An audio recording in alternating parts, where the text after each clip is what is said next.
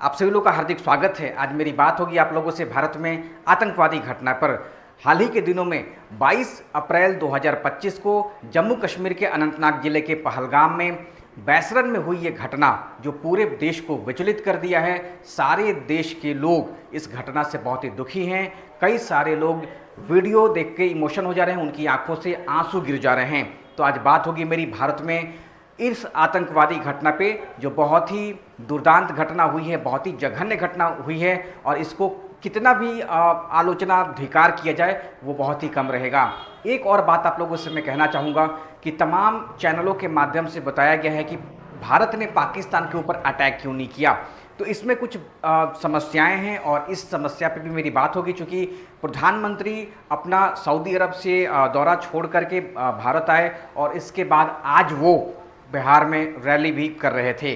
तो हम लोग आज इस मुद्दे को भी देखेंगे और इसके साथ साथ आतंकवादी घटनाओं की क्या प्रभाव पड़ते हैं, इस्लामिक टेररिस्ट के बारे में जानेंगे और क्यों भारत में इस्लाम धर्म को इतना ज़्यादा इस समय आलोचना का सामना करना पड़ रहा है, इस पर भी मैं बात करूंगा। और आतंकवादी घटनाओं के रोकने के क्या कुछ उपाय हो सकते हैं, आज इस पर भी मेरी बात होगी। तो ये जो सबसे पहले हम आतंकवादी घटना का जो जगह है उसकी बात कर लेते हैं। तो भारत का जो स्विट्जरलैंड कहा जाता है, आप इसको मिनी स्विट्जरलैंड के रूप में भी देख सकते हैं। तो ये जो जगह है मिनी स्विट्जरलैंड के नाम से जाना जाता है। अपना जो कश्मीर है वैसे वो कहा जाता है कि अगर कहीं पे जन्नत है तो वो कश्मीर में है और किसी को भी बर्फ़ का आनंद लेना हो, ठंडे का आनंद लेना हो और भारत में पड़ रही भीषण गर्मी से उबने के बाद अगर स्वेटर पहन करके मौसम का आनंद लेना हो तो कश्मीर चले जाना चाहिए, जो कि उचित है। लेकिन इस कश्मीर में जो आतंकवादी घटना हुई है इसने पूरे देश के लोगों को क्षुब्ध कर दिया है और कहीं ना कहीं इस घटना के बाद से लोग डर गए हैं और अब लोग यहाँ जाने से भी अब मुझे लगता है कि काफ़ी समय के बाद जो माहौल यहाँ बना था अब धीरे धीरे ये माहौल कम होगा। तो कश्मीर की ये जो वादी जिसको हम लोग बैसरन के नाम से जानते हैं, ये जो बैसरन है, तो ये दरअसल पहलगाम से कुछ दूरी पे स्थित है और बैसरन जाने के लिए पहलगाम से ट्रेकिंग करना पड़ता है। या तो आप पैदल भी जा सकते हैं या फिर घोड़े से जा सकते हैं। तो बहुत सारे लोगों की चलने की क्षमता 1-2 किलोमीटर नहीं होती है, 5-7 किलोमीटर चलना थोड़ा मुश्किल हो जाता है उनके लिए। तो वो क्या करते हैं कि वो घोड़ा गाड़ी का इस्तेमाल, घोड़े से चलना शुरू कर देते हैं ताकि उनको ऊबड़ खाबड़ रास्ते पे चलने से बचा जाए और एक घोड़े का भी आनंद लेना यहाँ पे हो जाता है। चाहे ऐसा आदमी जो लगभग ऐसा ट्रैकिंग करके, यानी कि पहाड़ी रास्तों पर ट्रैकिंग करके अगर वो 10 किलोमीटर तक चल सकता है तो उसके लिए मच बेटर है कि वो ट्रैकिंग करके जाए। लेकिन यहाँ पे एक बात को समझना है, पहलगाम से बैसरन जाने के बीच में जो रास्ता है इसके दोनों किनारों पे, यानी कि दोनों साइड में बहुत ही घना जंगल है और यहाँ पे सुरक्षा देना बहुत ही मुश्किल सा काम है।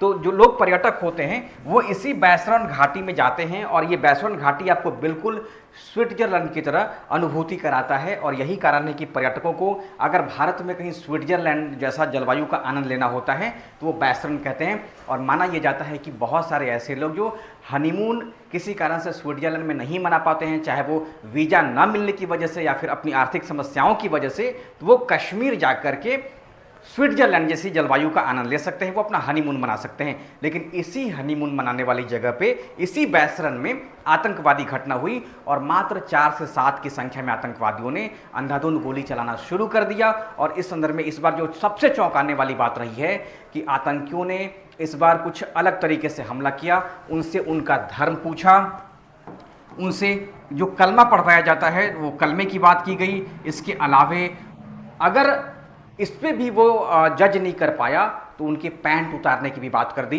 जो एकदम से सबके लिए शॉकिंग घटना है, शॉकिंग न्यूज है। लोग अचंभित हो गए कि ये क्या इस बार हो चुका है। न सिर्फ हिंदू बल्कि सारे धर्म के लोगों ने इस बार आश्चर्य प्रकट किया है कि ये पैंट उतरवाने वाली जो घटना इस बार हुई है वो कहीं ना कहीं बहुत लंबे समय तक धार्मिक प्रभाव आम जनमानस पर छोड़ेगी, क्योंकि आम जनमानस की सोचने समझने की शक्ति बहुत ही सीमित होती है। इसी कारण से जो इस मुद्दे को गंभीरता से समझते हैं कहीं ना कहीं उनके लिए बहुत चुनौती वाला है। तो सबसे इम्पॉर्टेंट रहा कि बैसरन में ये आतंकवादी घटना हुई है और लगभग 5 वर्षों के पश्चात देखा जाए 370 हटने के बाद से तो ये माहौल ख़राब हुआ है। और इस माहौल ख़राब होने के बाद से जो हमारी जो मीडिया है, वो चाहे वो सोशल मीडिया हो, चाहे वो प्रिंट मीडिया हो, चाहे वो डिजिटल मीडिया हो या ई मीडिया हो, तो भारत की जो मीडिया है, इस मीडिया ने भी अपना रोल बहुत ही अच्छे से नहीं निभाया है। यही कारण है कि हम लोग हर साल प्रेस स्वतंत्रता सूचकांक में सबसे निचले पायदान में से एक स्थान को ही भारत को मिल जाता है। तो बैसरन की जो स्थिति है, हालांकि है ये बहुत ही अच्छा जगह, अगर नेचुरल जगह का लुत्फ लेना है उसके लिए बहुत ही है, लेकिन चूंकि भारत के विभाजन के बाद से कश्मीर का इशू आज तक बना हुआ है, तो यही वजह है कि पाकिस्तान के प्रायोजित जो आतंकवाद है वो भारत में हमेशा कुछ न कुछ गैप के बाद से वो घटनाएं करते ही रहते हैं। तो बैसरन में जाने का याद रखना है आपको कि पहलगाम से लोग ट्रैकिंग करके पहलगाम से ट्रैकिंग करके लोग जाते हैं। अब देखना है कि ये बैसरन इतना सुंदर जगह है। देखिए, अगर कोई भारत का दुश्मन देश है उसको कतई ये बर्दाश्त नहीं होगा कि कोई स्विट्जरलैंड जैसा जगह भारत में हो और वहाँ पे शांति के साथ जो पर्यटक हैं वो जाएं, घूमें और आनंद लें। कहीं ना कहीं उसको ये खटक रहा होगा, और इसका दरअसल पाकिस्तान का अपनी कमजोरी भी, अपने देश में जो कमजोरी उसकी होती है उसको भुनाने के लिए भी आतंकवादी घटनाओं को लगातार भारत वो करवाते रहता है भारत में। तो ये बैसरन की वो जगह है जहाँ से पर्यटक बहुत ही लुत्फ लेते हैं, आनंद लेते हैं, और बैसरन में वो सब चीज़ें बनी हुई हैं जो पर्यटकों के लिए एक तरीके से यूरोपियन कंट्री की तर्ज पे, यानी कि स्विट्जरलैंड की तर्ज पे यहाँ पे वो आनंद मिल पाता है। क्योंकि आनंद लेने कौन जाएगा? आनंद लेने वही जा सकता है जिसको लगे कि अब मुझे कुछ 15 दिनों का ब्रेक चाहिए ताकि इसके बाद वापस लौट करके मैं फ्रेश माइंड के साथ अपने काम को पूरा करूँगा, या फिर छुट्टी बिताने जो लोग आते हैं। तो कई सारे ओकेजन होते हैं, कोई हो सकता है कि बर्थडे पे भी चला जाए, लेकिन माना यह जाता है कि यहाँ पे नए नवेले जो कपल होते हैं वो इंजॉय करने के लिए आते हैं।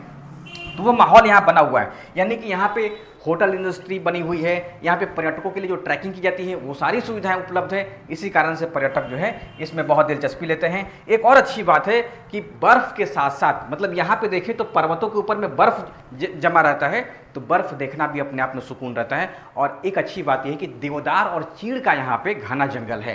तो जिसको पर्वतीय वनस्पति पता होगा तो देवदार और चीड़ का पेड़ वनस्पति देख करके भी वो आनंद लेता है। तो यहाँ की जो वनस्पतियाँ हैं वो देश के अन्य भागों की तुलना में डिफरेंट हैं। यहाँ पे जो वनस्पतियाँ दिखती हैं वो चीड़ और देवदार की ज़्यादा दिखती हैं, तो उनके लिए आकर्षण का ये माहौल रहता है।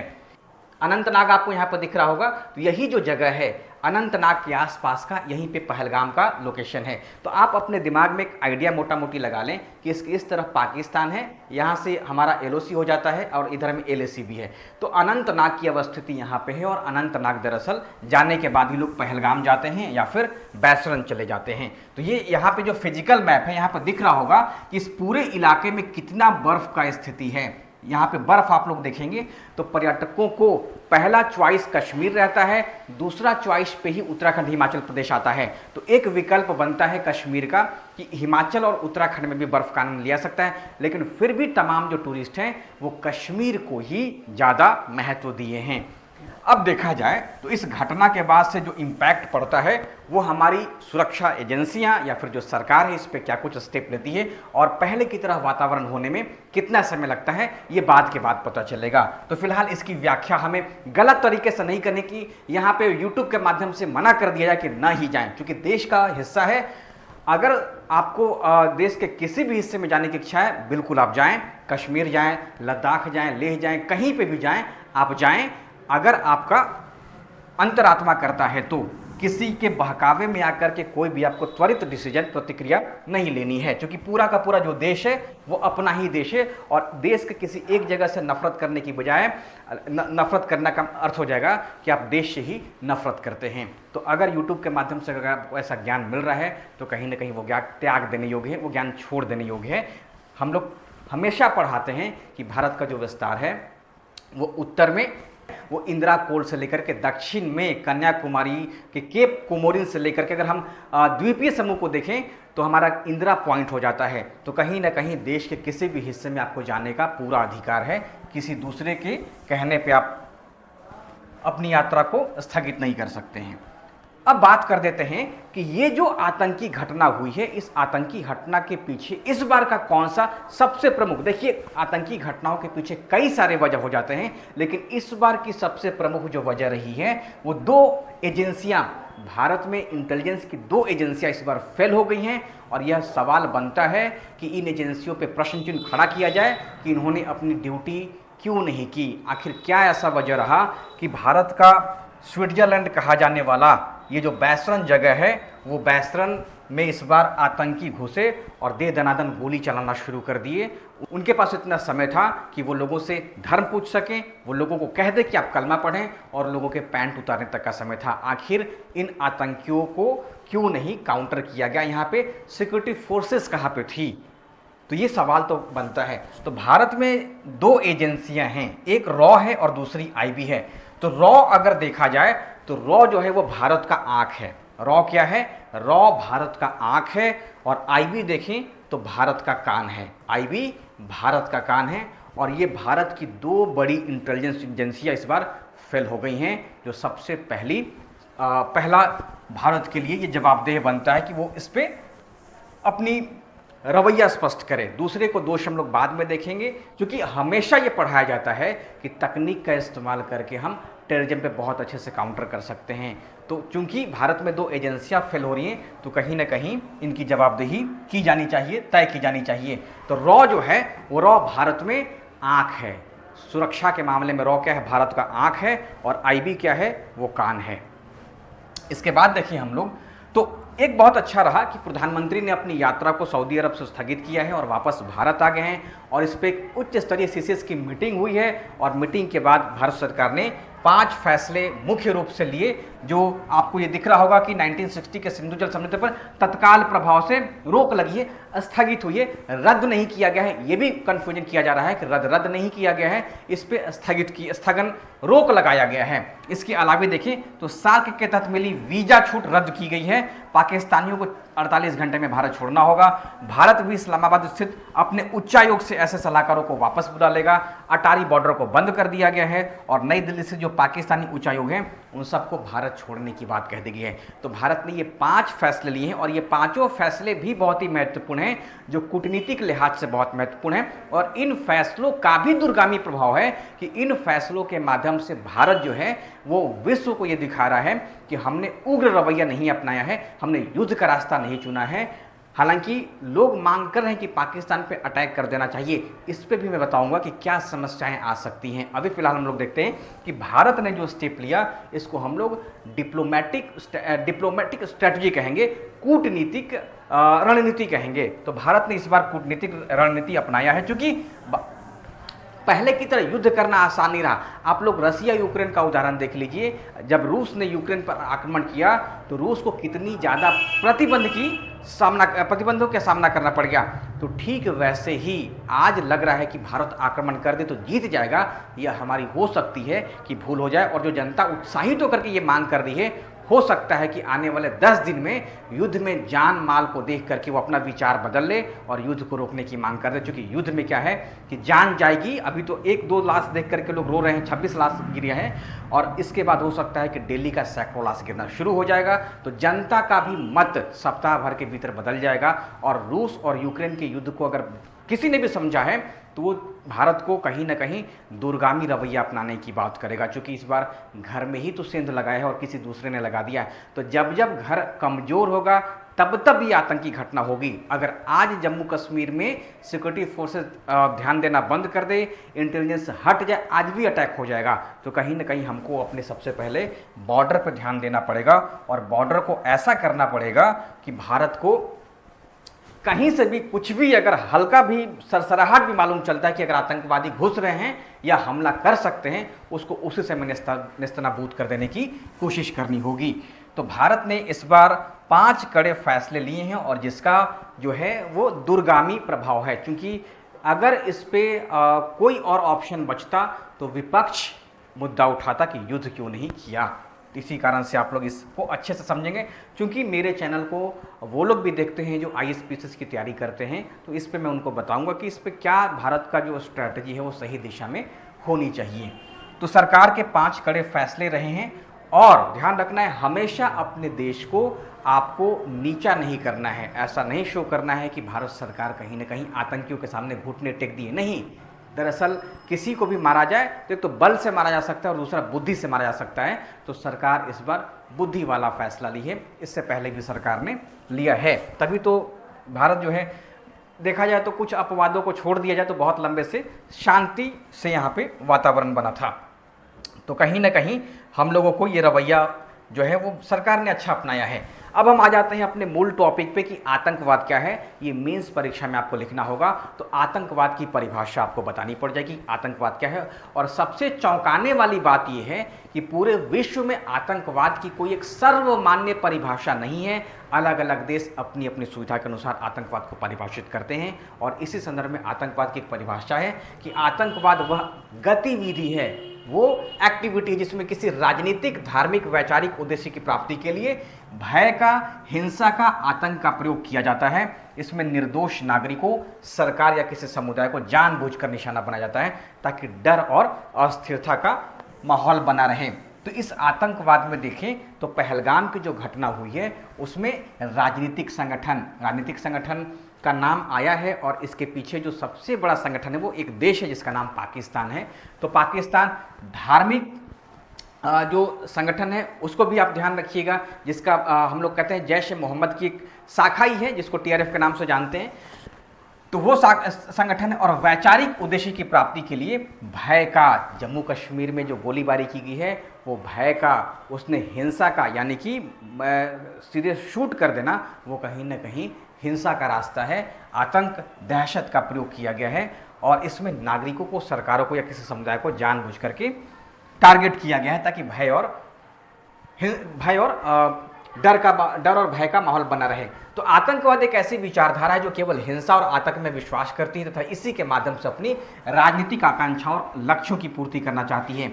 अब ध्यान रखेंगे, जैसे मान लिया जाए कि हम कहते हैं आतंकवाद, तो इसके नाम के आगे को वाद लगा है और वाद विचारधारा से जुड़ा है, यानी कि एक विचारधारा है। जैसे हिंसा तो डकैती में भी होती है, हिंसा लूट में भी हो जाती है, किसी को मार दिया जाता है।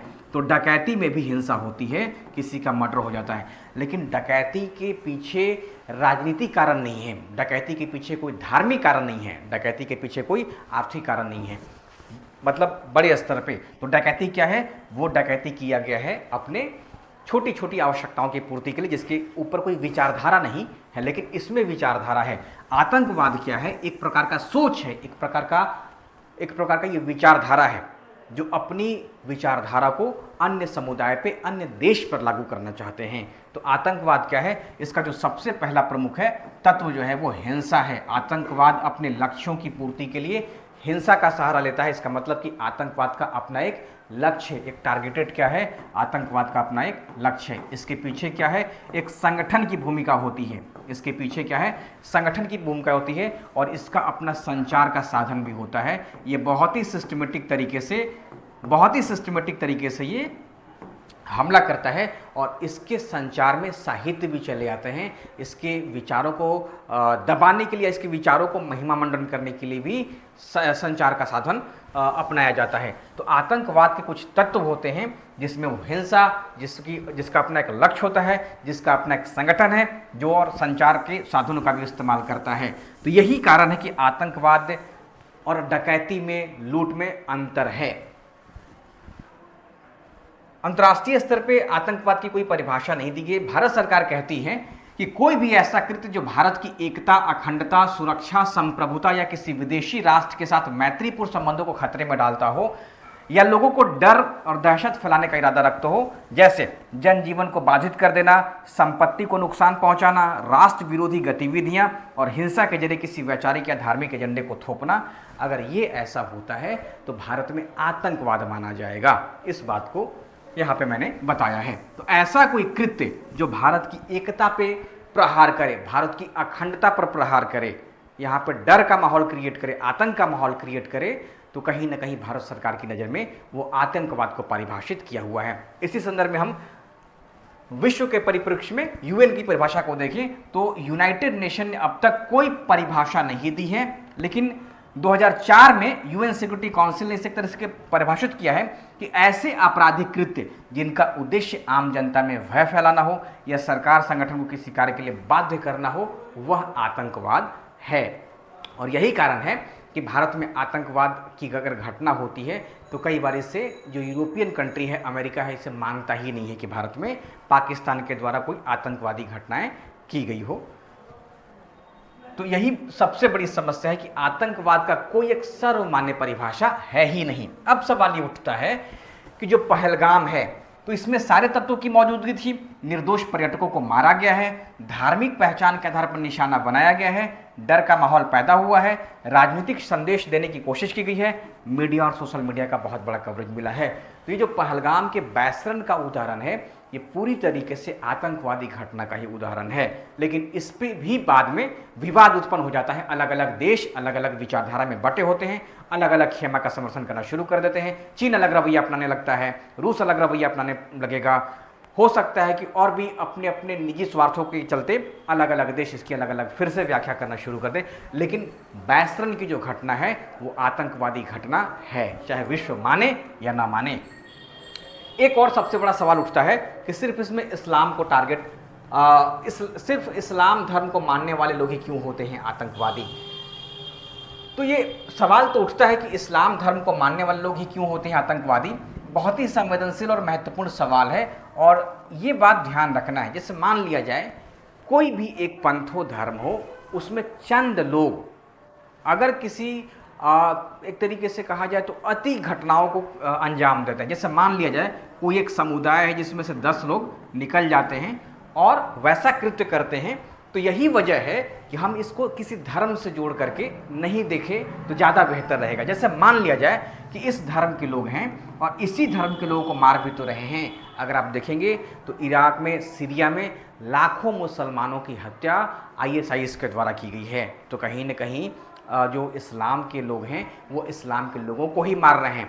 कश्मीर में लाखों मुसलमानों की हत्या हुई है क्योंकि वो सुरक्षा एजेंसियों की मदद कर रहे थे और इस कारण से वो आतंकवादियों की लिस्ट में आए और उसके बाद उनको मौत के घाट से उतार दिया। ठीक वैसे ही अफगानिस्तान बहुत सिंपल उदाहरण है। वहाँ पे तालिबानी आतंकवादियों ने ढेर सारे मुसलमानों की हत्या की है। यही वजह है कि ये कहा जाता है कि ठीक है इस्लाम वो धर्म वो नाम तो इस्लामिक है, लेकिन उन्होंने इस्लाम को अपनाया नहीं है, उन्होंने इस्लाम को गलत तरीके से पेश किया है। इसी कारण से कहा जाता है कि इस्लामिक लोग आतंकवादी नहीं हैं और कोई भी धर्म, खास करके जो इस्लाम है, वो आतंकवाद का समर्थन नहीं करता है। पहलगाम की घटना के बाद से भी आप देखें तो हर जगह कश्मीर में विरोध हुआ है, पाकिस्तान के खिलाफ नारे लगे हैं, लोगों ने कैंडल मार्च निकाला है, इस आतंकवादी कृत्य की निंदा की है।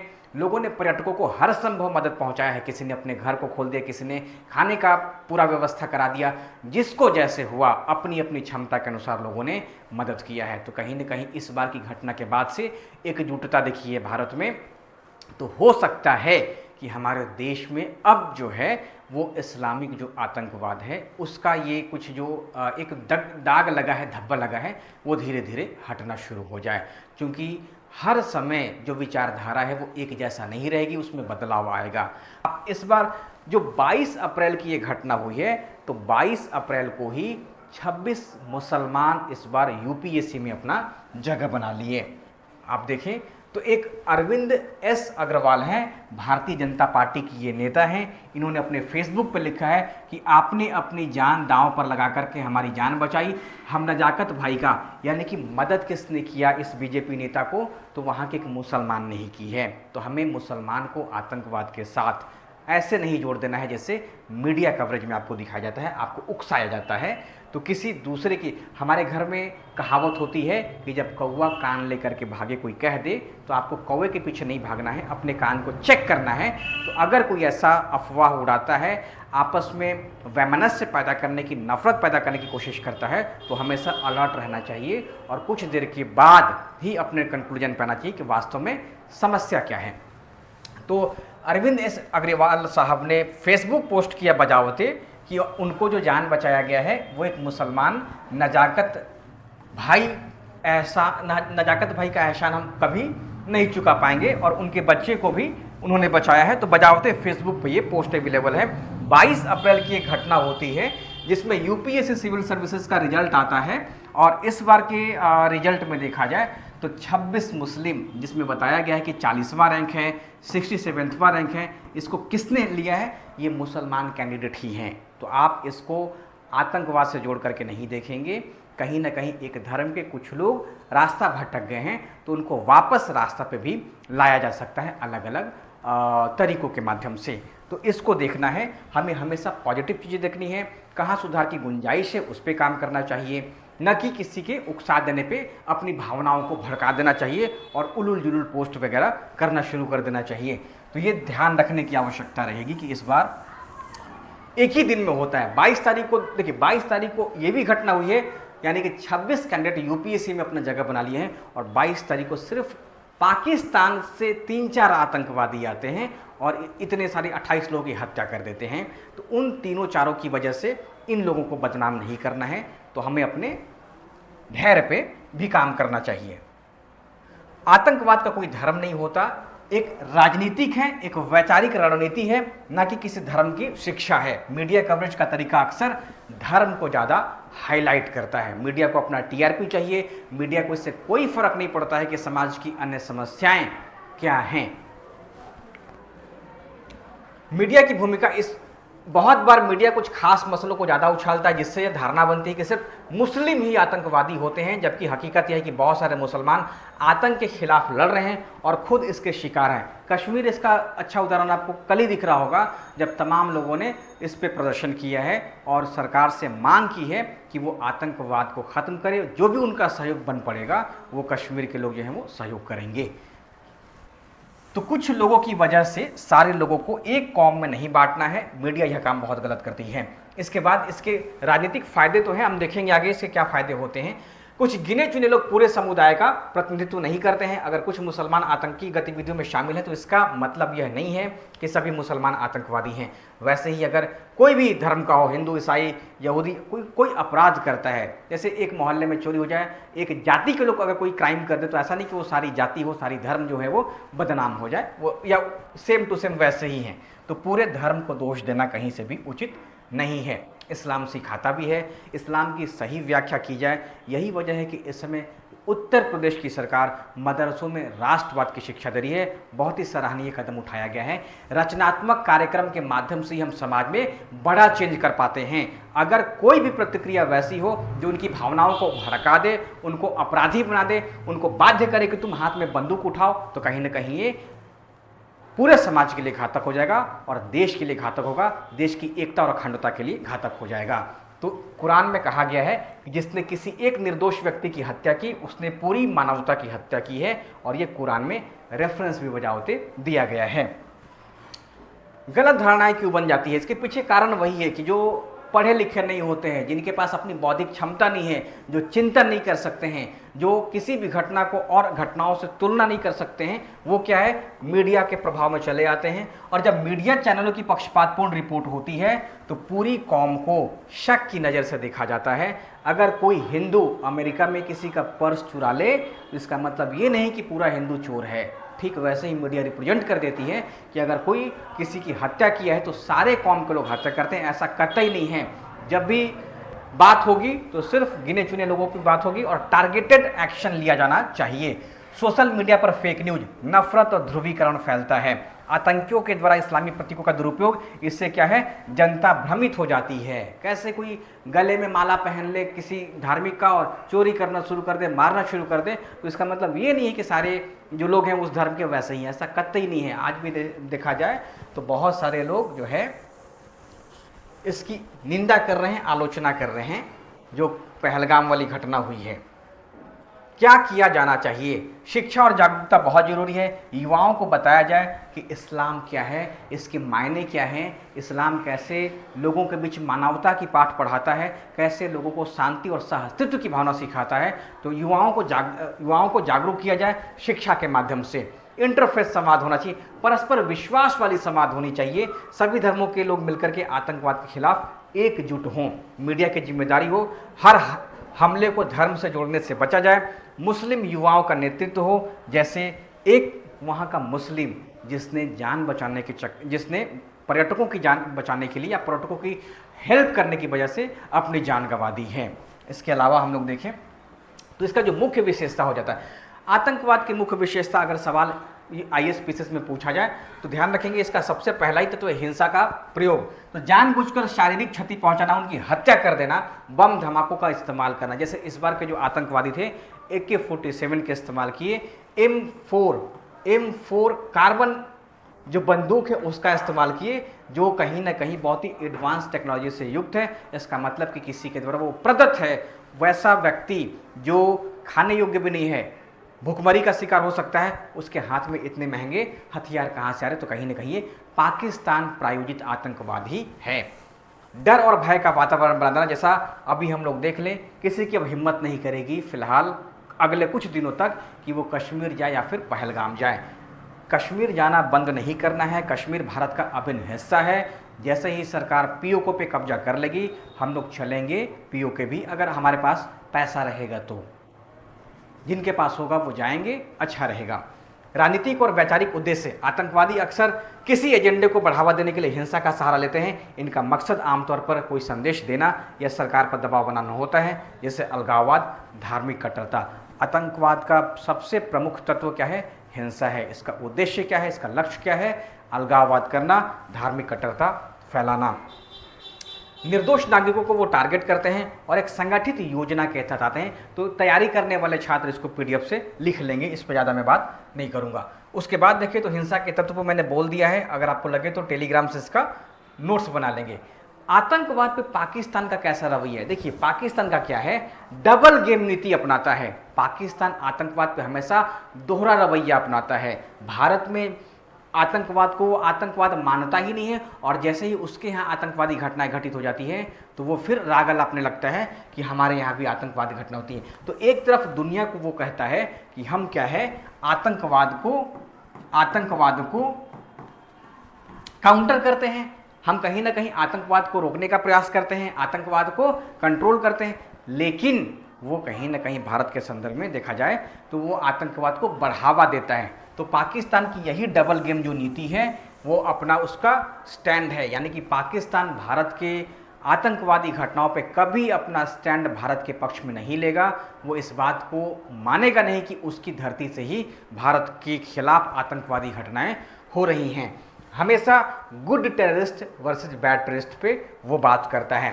भारत पर आतंकी हमला होता है या फिर अफगानिस्तान पर आतंकी हमला होता है, उसकी नज़र में गुड टेररिस्ट है, और अगर खुद पे हो जाए वो फिर बैड टेररिस्ट है। तो ये पाकिस्तान की राग अलापने की नीति है। एलओसी पीओके आधारित जो आतंकी प्रशिक्षण शिविर है ये पाकिस्तान के देखरेख में ही होता है। इसके लिए जो फंडिंग होती है वो पाकिस्तान ही कराता है। एफएटीएफ की ग्रे लिस्ट में वर्षों से शामिल है। एफएटीएफ की ग्रे लिस्ट में अगर शामिल हो जाए तो व्यापार करने में बहुत ही दिक्कतों का सामना करना पड़ेगा। कोई भी निवेशक इस देश में निवेश करने से पहले 100 बार सोचेगा। तो एफएटीएफ की ग्रे लिस्ट में पाकिस्तान वर्षों से शामिल है, और भी अगर कुछ हो जाए तो इसको ब्लैक लिस्ट में डाल देगा, तो कोई निवेशक यहाँ जाने से भी मना कर देगा। राजनीतिक और सैन्य समर्थन देता है। पाकिस्तान आतंकवाद को अपना राजनीतिक सपोर्ट देता है, उसको हथियार, बारूद, गोले की सुविधा देता है। तो पाकिस्तान क्या करता है, इन तमाम हरकतों की वजह से उसकी जो नीति रहती है वो अलग प्रकार की रहती है। हमेशा भारत विरोधी रणनीति पे वो बात करेगा। आतंकवाद पर भारत और पाकिस्तान का क्या नजरिया है? भारत क्या है, जीरो टॉलरेंस चाहता है। भारत न सिर्फ अपने यहाँ बल्कि वो पूरे दुनिया में कहीं भी आतंकवादी घटनाओं की निंदा करता है, और ये चाहता है कि पूरी दुनिया से आतंकवाद का जड़ से सफाया हो जाए। भारत जो है आतंकवाद के खिलाफ दमनात्मक कार्रवाई पर भरोसा करता है।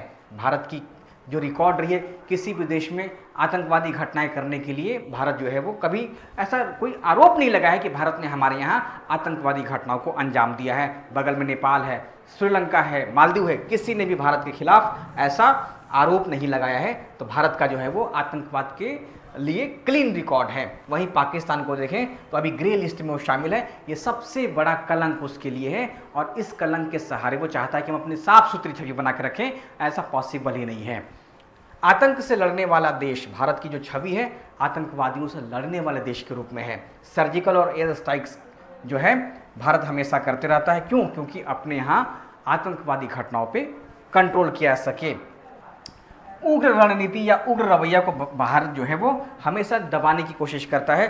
स्कूलिंग, रोजगार योजनाएं, यानी कि जो मुसलमान युवा हैं, मुसलमान जो लोग हैं, उनमें चरमपंथ वाली भावना विकास ना हो, किसी को मार देने जैसे ही उनके दिमाग में भावना ही नहीं उपजे, तो भारत उसके लिए स्कूलिंग, भारत सरकार उसके लिए रोजगार व्यवस्था मुहैया कर दे। यानी कि भारत जो है वो रचनात्मक कार्यों को ज़्यादा प्राथमिकता देता है। इस कारण से वहाँ पे या भारत में इस तरीके से घटनाएं नहीं घटित होती, क्योंकि भारत क्या है, ये काम करता है कि लोग यहाँ पे उग्र न हो और चरमपंथ से न जुड़ें।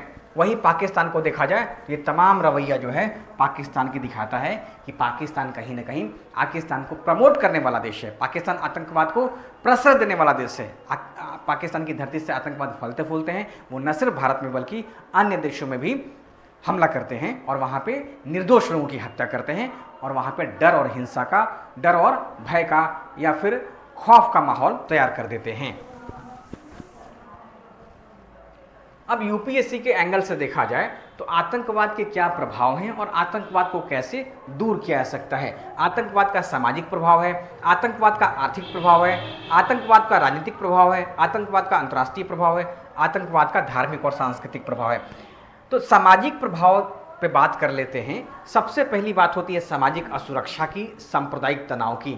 तो आम जनता में भय और अस्थिरता का माहौल बन जाता है, सामुदायिक विश्वास में गिरावट होती है।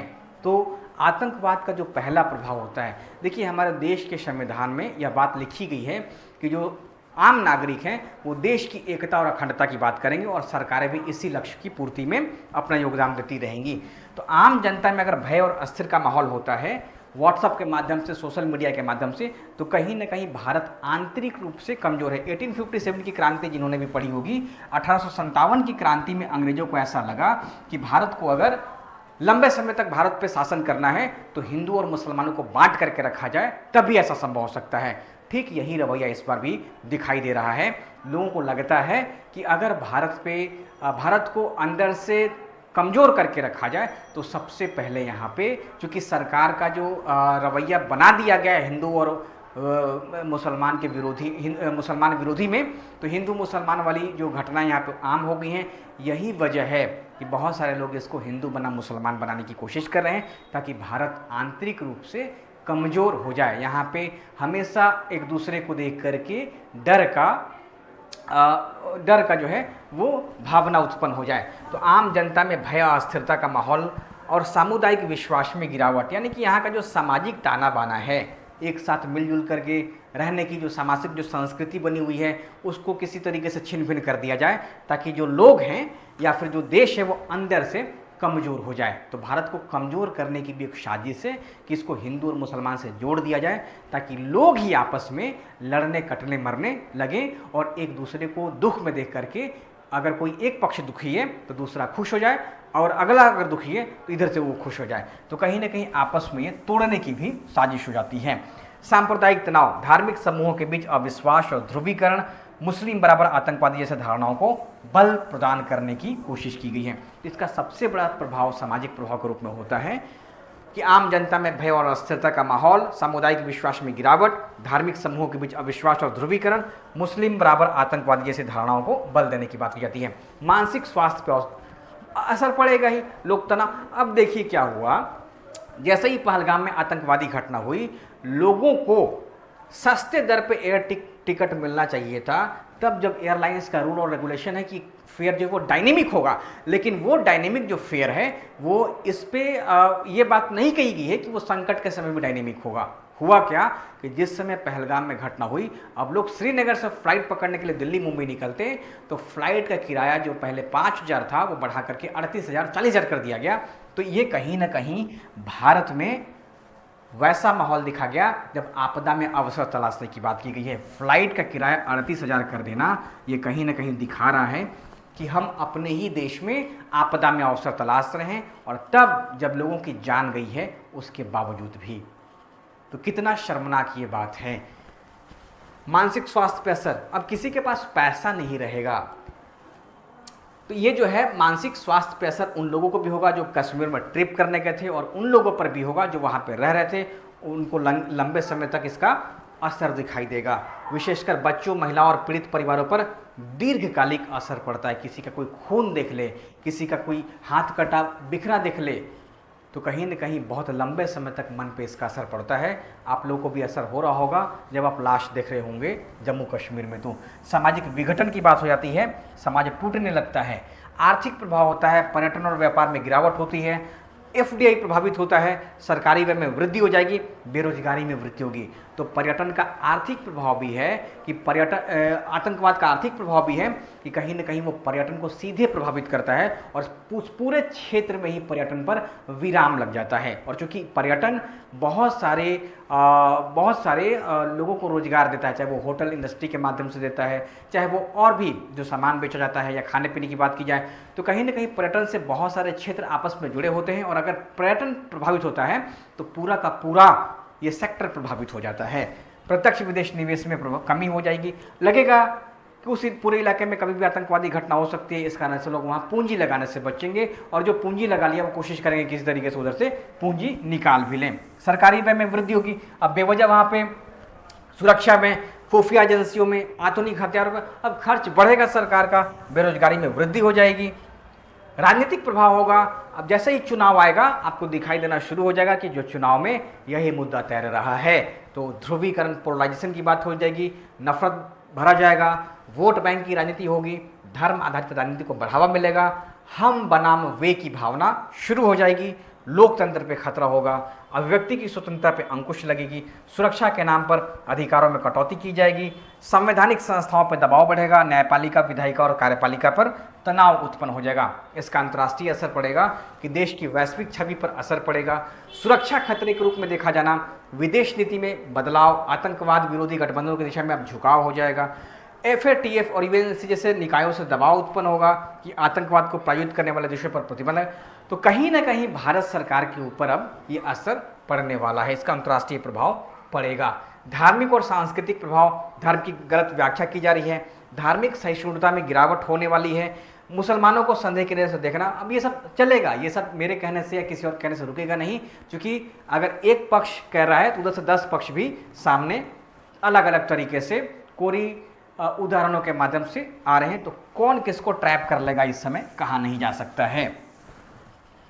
आतंकवाद से निपटने के उपाय, अब क्या कुछ उपाय होना चाहिए, जैसे कानूनी और संस्थागत उपाय। देखिए, इस बार का जो आतंकवादी घटना है वो कहीं ना कहीं इंटेलिजेंस फेल्योर को दिखाता है। तो सबसे बड़ी बात ये होती है कि आज के समय में जब चीन हो, अमेरिका हो, अपने यहाँ आतंकवाद को कंट्रोल कर लिया तकनीक के सहारे, तो फिर भारत इस दिशा में क्यों नहीं प्रयास करता है। तो भारत को भी इस दिशा में प्रयास करना चाहिए। तो उपायों की बात की जाए तो सबसे पहला हो जाता है कानूनी और संस्थागत उपाय। तो राष्ट्रीय जांच एजेंसी NIA है, आतंक से जुड़े मामलों की वो जांच करती है। अपना रॉ इस बार फैल रहा, IB फैल रही है ना, NTRO, तो खुफिया जानकारी जुटाने में अहम होता है।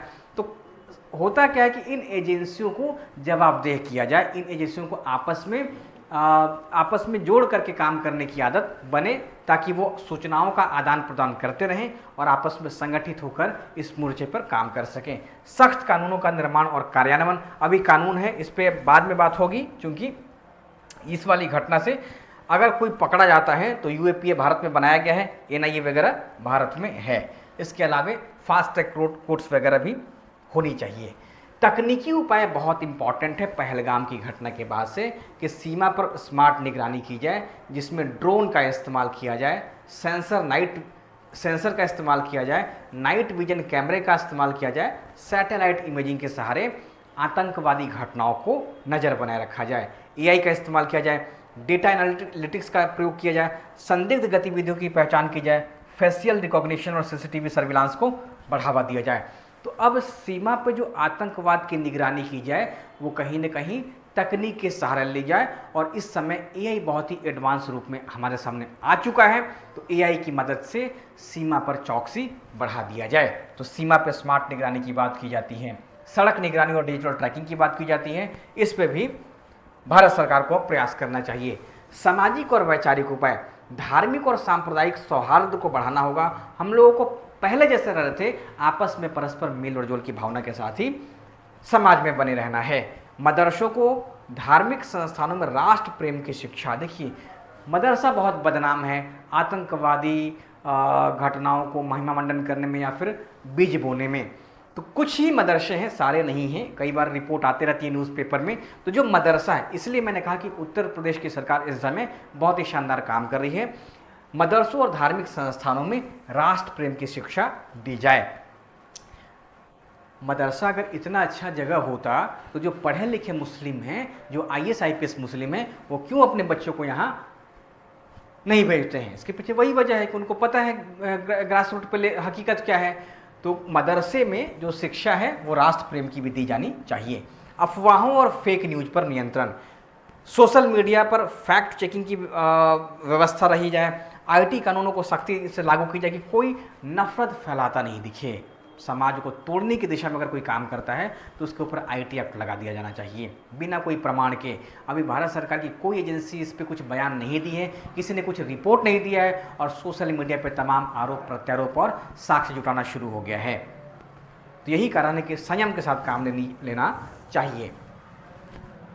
कट्टरता के विरुद्ध शिक्षा और जागरूकता अभियान, तो युवाओं को चरमपंथी विचारों से दूर रखने की कोशिश की जानी चाहिए। पीस एजुकेशन और वैल्यू एजुकेशन की बात करनी चाहिए, यानी कि एथिक्स को बढ़ावा देना चाहिए, मूल्य आधारित शिक्षा को बढ़ावा देनी चाहिए।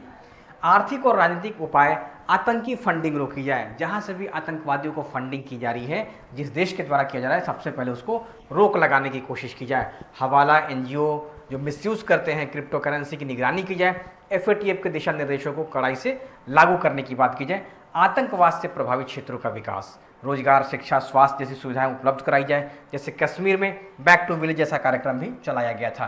राजनीतिक इच्छा शक्ति जो है बहुत ही जरूरी है।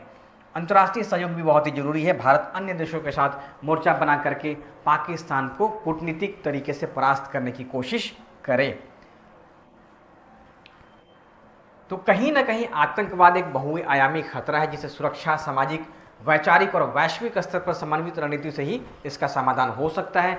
ये कहीं ना कहीं दीर्घकालिक प्रक्रिया हो सकती है या फिर बहुत ही दूरदर्शी सोच के साथ आतंकवाद का सामना किया जा सकता है। सरकार इस पर दूरदर्शी सोच रख करके ही काम करे तो ज़्यादा बेहतर है, न कि छोटी छोटी उद्गार भावनाओं के सहारे काम लेना शुरू करे। एक बार सरकार ने एयर स्ट्राइक और सर्जिकल स्ट्राइक करके देख लिया है कि अब इससे कुछ होने जाने वाला है नहीं, तो कहीं ना कहीं सरकार के नज़र में जो कुछ भी उपाय रहेगा वो अपने सहयोगियों के माध्यम से वो हमारे सामने प्रस्तुत करेगी। अगर ऐसा बयान प्रधानमंत्री का आता है कि हम जल्दी ही कुछ एक्शन लेंगे, तो हमें इंतजार करना चाहिए कि सरकार इस पर क्या एक्शन लेने वाली है। हमें अपनी तरीके से गलत व्याख्या नहीं करनी चाहिए। तो इसे टीवी चैनलों की बहस से कई सारे लोगों ने यूट्यूब से ही पाकिस्तान को परास्त कर दिया है। आप लोग पिछले 2 दिनों में देख भी रहे होंगे। तो यूट्यूब चैनल के सती बहस, यूट्यूब से पाकिस्तान पर आक्रमण किया गया है। फेसबुक, व्हाट्सएप के क्रांतिकारी मैसेज से भारत में आतंकवाद को परास्त करने की कोशिश की जा रही है। और ऐसा अगर रहा तो आतंकवाद का जड़ कभी समाप्त ही नहीं होगा। तो सरकार अपने तरीके से करेगी, सरकार उन लोगों से बात करेगी जो इसमें विशेषज्ञ होते हैं। तमाम पैनल डिस्कशन के बाद ही सरकार कोई कदम उठाएगी ताकि आतंकवाद की जड़ पे प्रहार किया जाए, न कि बैठे बैठे न्यूज रूम से ही पाकिस्तान पर अटैक कर दिया जाए। तो इंतजार करना होगा, क्योंकि प्रधानमंत्री ने ऐसा बयान भी दिया है कि आगे आने वाले समय में हम इसे अलग तरीके से निपटेंगे। तो इंतजार रहेगा सरकार की इस अगली कार्रवाई का। हमें सवाल ये उठता है कि भारत सरकार ने तत्काल पाकिस्तान पे अटैक क्यों नहीं किया। तो सबसे पहला हो जाता है कि इस बारे में जब तक सरकार को कोई पुख्ता साक्ष्य नहीं मिलेगा तो कैसे अटैक कर देगी। और पूरी दुनिया यानी कि जो विश्व के अन्य देश हैं वो इस बात को स्वीकार नहीं करेंगे। सबसे पहले तो चीन स्वीकार नहीं करेगा और चीन तमाम तरीके से भारत को काउंटर करना शुरू कर देगा, दुनिया की नज़र में भारत को गिराने की कोशिश कर देगा। तो भारत का जो बना बनाया, सिर्फ आप इसको राजनीतिक नहीं देखें, भारत की जो इकोनॉमी इस समय जो बनी हुई है, तो कहीं ना कहीं भारत का जो बना बनाया एक सिस्टम पूरी तरीके से बिखेर दिया जाएगा। आप लोगों ने रूस और यूक्रेन के युद्ध में देखा कि कहीं ना कहीं दोनों पक्ष बराबर की स्थिति में आ रहे हैं, दोनों तरीके से लाखों सैनिकों की मृत्यु हुई। तो युद्ध का जो तत्कालिक परिणाम, युद्ध का जो है तात्कालिक जो रिएक्शन है अगर सरकार लेती तो बहुत ही विनाशकारी परिणाम हो सकता है। दोनों परमाणु अस्त्र शस्त्र से संपन्न देश हैं, तो परमाणु बम से संपन्न देश हैं। तो भारत ने बहुत ही सूझबूझ के साथ अभी संयम के साथ काम लिया है। तो इसका सबसे बड़ा वजह है कि सीधा कोई साक्ष्य नहीं दिखा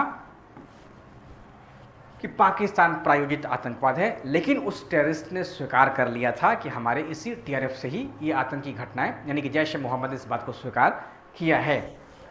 दूसरा ये हो जाता है कि कहीं ना कहीं भारत में जितने भी निवेशक हैं, अगर युद्ध होता है तो युद्ध होने का मतलब ये हो गया कि बड़े लेवल पर फिर युद्ध करना होगा। तो इस कारण से भारत की जो भी बनी बनाई इस समय अर्थव्यवस्था की स्थिति है वो चौपट होने की दशा में रहेगी। कहीं ना कहीं सारा जो ऊर्जा है सरकार का युद्ध पे लगा रहेगा। और डेली सुनेंगे कि आज 100 सैनिकों की मृत्यु हो गई है, इतने सारे परिवार उजड़ गए हैं, इतने सारे लोग विधवा हो गई है। तो कहीं ना कहीं ये आत्मा को झकझोर देगा। इससे पहले 1999 का जो समय था, डेली इस तरीके से घटनाएं हो रही थी, सब लोगों ने देखा है। तो इसको परास्त करने का, इसको काउंटर करने का सरकार वो रास्ता ढूंढ रही है। और अगर विपरीत परिस्थिति में अगर धैर्य की सीमा सरकार की निकल जाए तो आक्रमण होगा, उस समय फिर हम लोग इस पर कोई बात नहीं करेंगे। फिलहाल हमें सरकार के साथ ही रहना है, देखना है कि वो क्या स्टेप लेती है। तीसरा ये कारण हो जाएगा, यूनाइटेड नेशन अलग अलग तरीके से दबाव डालना शुरू कर देगा। वो देश यानी कि रूस को कहेगा, वो यूएस को कहेगा कि किसी भी तरीके से इस युद्ध को रोकने के लिए भारत को एग्री किया जाए, और नहीं होगा भारत एग्री तो भारत पे अलग तरीके से प्रतिबंधों का सामना करना पड़ सकता है। जो इस्लामिक कंट्रीज है जहाँ से हमारे लिए पेट्रोल डीजल आ रहा है, वो भी हो सकता है कि बैन लगा दे, तो कहीं ना कहीं भारत की जो स्थिति है बहुत ही बुरी हो सकती है। तो हमें देखना होगा कि अब सरकार जो है उस पर क्या स्टैंड लेती है। तो कुछ वजह हैं, सरकार ने बहुत ही सोच समझ के ही निर्णय लिया है। वेट करना होगा सरकार के अगले कदम का हमें। तब तक के लिए आप सभी को शुक्रिया, थैंक यू।